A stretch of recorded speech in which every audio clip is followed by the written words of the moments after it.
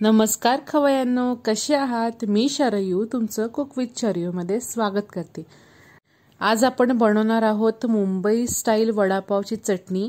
एकदम perfect texture कसे आणायचे चटणीला ते मी तुम्हाला आज इथे सांगणार आहे। चला तर फटाफट सुरुवात करूयात। सगळ्यात आधी मी एका कढईमध्ये दाणे घालून घेते, शेंगदाणे बघा अशा प्रकारे, आणि छान 3 ते 4 मिनिटं आपल्याला ते मीडियम टू हाय फ्लेमवर भाजून घ्यायचे आहेत अशा प्रकारे बघा। त्यानंतर आपल्याला 8 ते 10 लसणाच्या पाकळ्या सालासकट यामध्ये घालायच्या आहेत बघा। त्या सुद्धा मी छान खरपूस होईपर्यंत भाजून घेते बघा। याला थोडा ब्राऊन कलर आलेला आहे पाकळ्यांना। त्यानंतर आपल्याला यामध्ये डाळवा घालायचा आहे अशा प्रकारे, आणि यामध्येच मी लाल ड्राय मिरच्या घालते आहे बघा, आणि थोडं जिरं मी इथे घालते आहे मोठ्या चमच्यानी, आणि ते सुद्धा आपल्याला अशा प्रकारे परतवून घ्यायचं आहे 2 ते 3 मिनिटं बघा। अशा प्रकारे याचा आवाज झालेला पाहिजे बघा, इतकं खरपूस आपल्याला हे भाजून घ्यायचं आहे।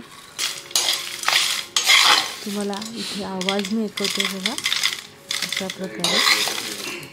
हे मिश्रण भाजून झाल्यावर यामध्ये आपल्याला 1 वाटी साधारण सुकं खोबरं घालायचं आहे किसून बघा अशा प्रकारे, आणि ते सुद्धा आपल्याला भाजून घ्यायचं आहे। हे खोबरं शेवटी घालायचं आहे कारण हे भाजताना थोडं तेल सोडतं, त्यामुळे आपल्याला हे कमी वेळासाठी भाजून घ्यायचं आहे।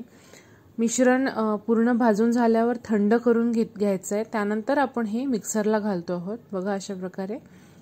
मी संपूर्ण मिश्रण इथे थंड करून मिक्सरला घालते आहे।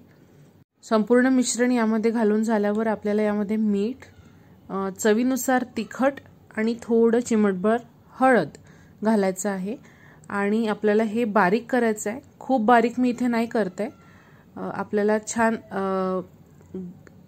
जाडसर हे मिश्रण बारीक करून घ्यायचं आहे बघा अशा प्रकारे। तुम्हाला आवडत असेल तर तुम्ही यामध्ये तीळ सुद्धा घालू शकता बघा। मी इथे चटणी काढून घेते आहे एका वाटीमध्ये। ही चटणी वडापावमध्ये वडा आणि पावच्या मध्ये घालतात, खूप छान टेस्ट येते, आणि ही छान भाजून घेतल्यामुळे ही 3 ते 4 महिने आरामात टिकते। तुम्ही ही चटणी पराठ्यांसोबत सुद्धा खाऊ शकता, खूप टेस्टी लागते। लहान मुलांना पोळीची पुंगळी करून देताना सुद्धा तुम्हाला यामध्ये चटणी ही घालून तुम्ही देऊ शकता।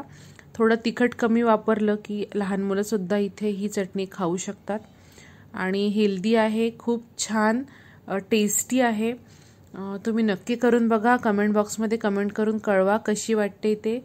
पुन्हा एकदा भेटूयात एका नवीन रेसिपी सोबत। तोपर्यंत मस्त खा, स्वस्त रहा। थँक्यू।